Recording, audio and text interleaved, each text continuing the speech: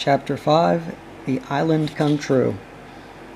Feeling that Peter was on his way back, the Neverland had again woken into life. We ought to use the pluperfect and say wakened, but woke is better, and was always used by Peter.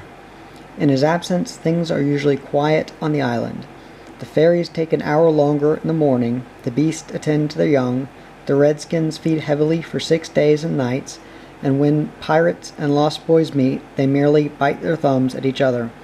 But with the coming of Peter, who hates lethargy, they are all under way again. If you put your ear to the ground now, you would hear the whole island seething to life. On this evening, the chief forces of the island were disposed as follows. The lost boys were out looking for Peter, the pirates were out looking for the lost boys, the redskins were out looking for the pirates, and the beasts were out looking for the redskins. They were going round and round the island, but they did not meet, because all were going at the same rate. All wanted blood, except the boys, who liked it as a rule. But tonight were out to greet their captain. The boys on the island vary, of course, in numbers, according as they get killed, and so on. And when they seem to be growing up, which is against the rules, Peter thins them out. But at this time there were 6 of them, counting the twins as 2. Let us pretend to lie here among the sugar cane and watch them as they steal by in single file, each with his hand on his dagger. They are forbidden by Peter to look in the least like him, and they wear the skins of bears slain by themselves, in which they are so round and furry that when they fall they roll. They have therefore become very sure-footed. The first to pass is Toodles, not the least brave, but the most unfortunate of all that gallant band. He had been in fewer adventures than any of them, because the big things constantly happened just when he had stepped round the corner. All would be quiet. He would take the opportunity of going off to gather a few sticks for firewood, and then when he returned, the others would be sweeping up the blood. This ill luck had given a gentle melancholy to his countenance, but instead of souring his nature had sweetened it, so that he was quite the humblest of the boys. Poor kind Toodles, there is danger in the air for you tonight. Take care lest an adventure as now offers you, which, if accepted, will plunge you in deepest woe. Toodles, the fairy Tink, who is bent on mischief this night, is looking for a tool, and she thinks you the most easily tricked of the boys. 'Ware Tinker Bell. Would that he could hear us, but we are not really on the island, and he passes by, biting his knuckles. Next comes Nibs, the gay and debonair, followed by Slightly, who cuts whistles out of the trees and dances ecstatically to his own tunes. Slightly is the most conceited of the boys. He thinks he remembers the days before he was lost, with their manners and customs, and this has given his nose an offensive tilt. Curly is fourth. He is a pickle, and so often has he had to deliver up his person when Peter said sternly, "Stand forth the one who did this thing," that now at the command he stands forth automatically whether he has done it or not. Last come the twins, who cannot be described because we should be sure to be describing the wrong one. Peter never quite knew what twins were, and his band were not allowed to know anything he did not know. So these two were always vague about themselves, and did their best to give satisfaction by keeping close together in an apologetic sort of way. The boys vanish in the gloom, and after a pause, but not a long pause, for things go briskly on the island, come the pirates on their track. We hear them before they are seen, and it is always the same dreadful song. Avast belay, yo-ho, heave to, a pirating we go, and if we're parted by a shot, we're sure to meet below. A more villainous-looking lot never hung in a row on Execution Dock. Here, a little in advance, ever and again, with his head to the ground listening, his great arms bare, pieces of 8 in his ears as ornaments, is the handsome Italian Cecco, who cut his name in letters of blood on the back of the governor of the prison at Gao. That gigantic black behind him has had many names since he dropped the one with which dusky mothers still terrify their children on the banks of the Guadalajara. Here is Bill Jukes, every inch of him tattooed, the same Bill Jukes who got 6 dozen of the walrus from Flint before he would drop the bag of Modors and Cookson, said to be Black Murphy's brother, but this was never proved. And Gentleman Starkey, once an usher in a public school, and still dainty in his ways of killing, and Skylights, Morgan Skylights, and the Irish Boatswain Smee, an oddly genial man who stabbed, so to speak, without offense, and was the only nonconformist in Hook's crew, and Noodler, whose hands were fixed on backwards, and Robert, Mullins, and Alf Mason, and many another ruffian long known and feared on the Spanish Main. In the midst of them, the blackest and largest jewel in that dark setting reclined James Hook, or, as he wrote himself, just Hook, of whom it is said he was the only man that the sea cook feared. He lay at his ease in a rough chariot drawn and propelled by his men, and instead of a right hand he had the iron hook with which ever and anon he encouraged them to increase their pace. As dogs this terrible man treated and addressed them, and as dogs they obeyed him. In person he was cadaverous and black-avised, and his hair was dressed in long curls, which at a little distance looked like black candles, and gave a singularly threatening expression to his handsome countenance.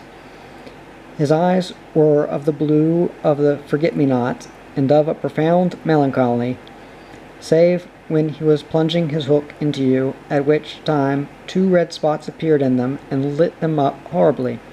In manner something of the grand seigneur still clung to him, so that he even ripped you up with an air, and I have been told that he was a raconteur of repute. He was never more sinister than when he was most polite, which is probably the truest test of breeding, and the elegance of his diction. Even when he was swearing, no less than the distinction of his demeanor showed him one of a different caste from his crew. A man of indomitable courage, it was said of him that the only thing he shied at was the sight of his own blood, which was thick and of an unusual color. In dress he somewhat aped the attire associated with the name of Charles II, having heard it said in some earlier period of his career that he bore a strange resemblance to the ill-fated Stuarts, and in his mouth he had a holder of his own contrivance, which enabled him to smoke 2 cigars at once, but undoubtedly the grimmest part of him was his iron claw. Let us now kill a pirate, to show Hook's method. Skylights will do. As they pass, Skylights lurches clumsily against him, ruffling his lace collar. The hook shoots forth, there is a tearing sound and 1 screech, then the body is kicked aside, and the pirates pass on. He has not even taken the cigars from his mouth. Such is the terrible man against whom Peter Pan is pitted, which will win. On the trial of the pirates, stealing noiselessly down the warpath, which is not visible to inexperienced eyes, comes the redskins, every one of them with his eyes peeled. They carry tomahawks and knives, and their naked bodies gleam with paint and oil. Strung around them are scalps of boys as well as of pirates, for these are the Picanni tribe, and not to be confused with the softer-hearted Delawares or the Hurons. In the van on all fours is the great big little panther, brave of so many scalps that in his present position they somewhat impede his progress. Bringing up the rear,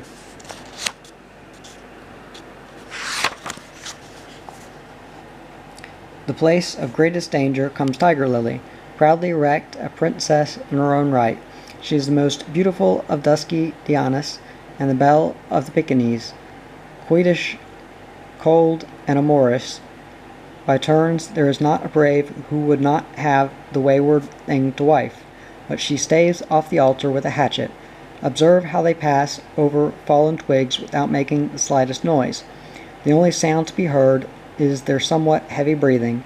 The fact is that they are all a little fat just now, after the heavy gorging, but in time they will work this off. For the moment, however, it constitutes their chief danger.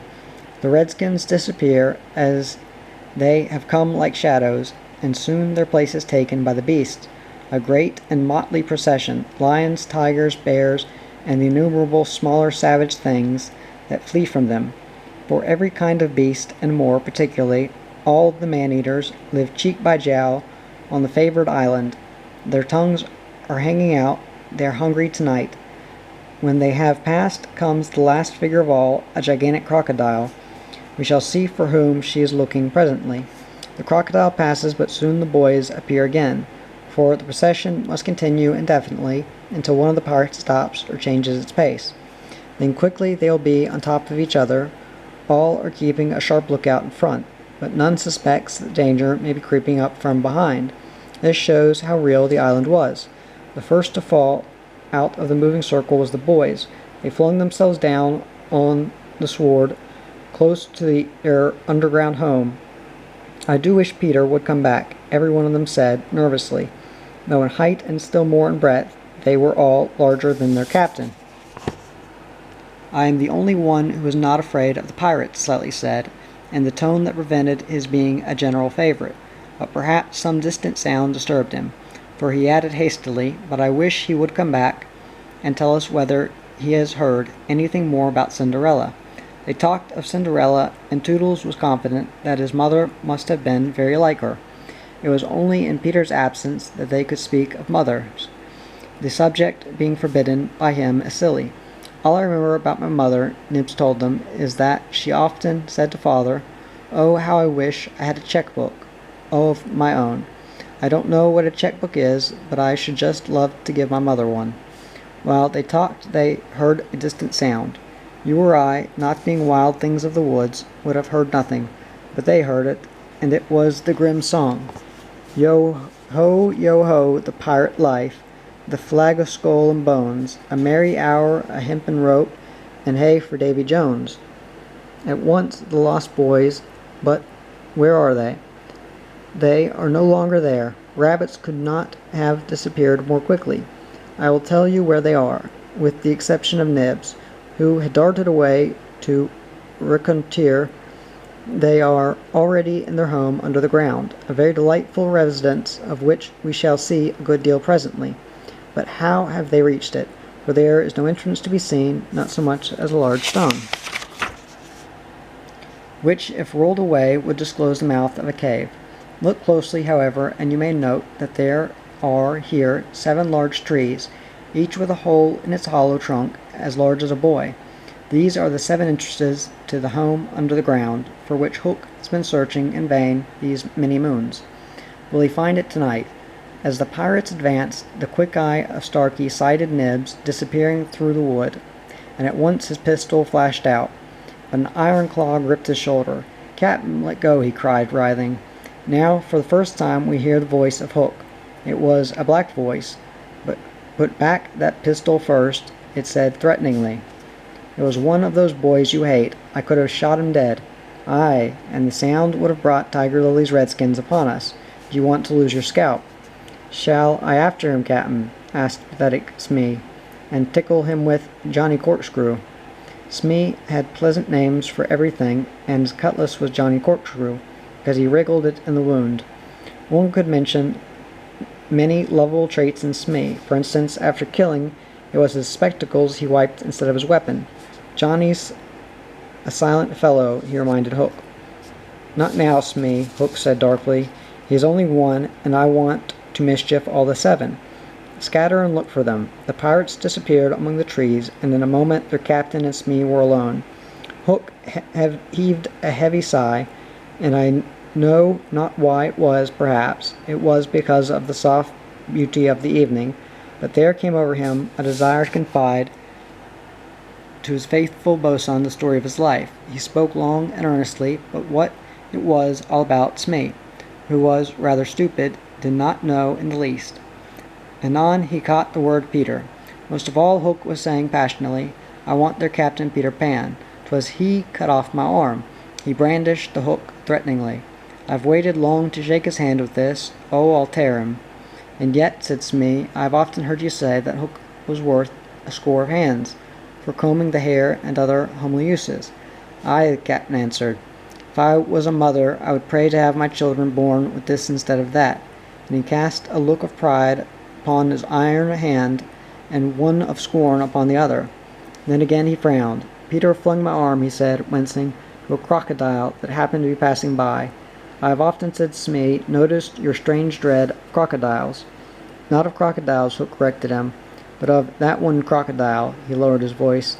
It liked my arm so much, Smee, that it followed me ever since, from sea to sea and from land to land, licking its lips for the rest of me. In a way, said Smee, it's sort of a compliment. I want no such compliments, Hook barked petulantly. I want Peter Pan, who first gave the brute its taste for me. He sat down on a large mushroom, and now there was a quiver in his voice. Smee, he said huskily, that crocodile would have had me before this, but by a lucky chance it swallowed a clock, which goes tick-tick inside it, and so before it can reach me, I hear the tick and bolt. He laughed, but in a hollow way. Some day, said Smee, the clock will run down, and then he'll get you. Hook wetted his dry lips. Aye, he said, that's the fear that haunts me. Since sitting down he had felt curiously warm. Smee, he said, this seat is hot. He jumped up. Odds bobs, hammer and tongs, I'm burning. They examined the mushroom, which was of a size and solidity unknown on the mainland. They tried to pull it up, and it came away at once in their hands, for it had no root. Stranger still, smoke began at once to ascend. The pirates looked at each other. A chimney, they both exclaimed. They had indeed discovered the chimney of the home under the ground. It was the custom of the boys to stop it with a mushroom when enemies were in the neighborhood. Not only smoke came out of it, there came also children's voices, for so safe did the boys feel in their hiding place that they were gaily chattering. The pirates listened grimly, and then replaced the mushroom. They looked around them and noted the holes in the 7 trees. Did you hear them say, Peter Pan's from home? Smee, whispered, fidgeting with Johnny Corkscrew. Hook nodded. He stood for a long time, lost in thought, and at last a curdling smile lit up his swarthy face. Smee had been waiting for it. Unrip your plan, Captain, he cried eagerly, to return to the ship. Hook replied slowly through his teeth, and cook a large, rich cake of a jolly thickness with green sugar on it. There can be but one room below, for there is but one chimney. The silly moles had not the sense to see what they did not need a door apiece. That shows they have no mother. We will leave the cake on the shore of the mermaids' lagoon. These boys are always swimming about there, playing with the mermaids. They will find the cake, and they will gobble it up, because having no mother, they don't know how dangerous 'tis to eat rich, damp cake. He burst into laughter, not hollow laughter now, but honest laughter. Aha, they will die. Smee had listened with growing admiration. It's the wickedest, prettiest policy ever I heard of, he cried, and in the exultation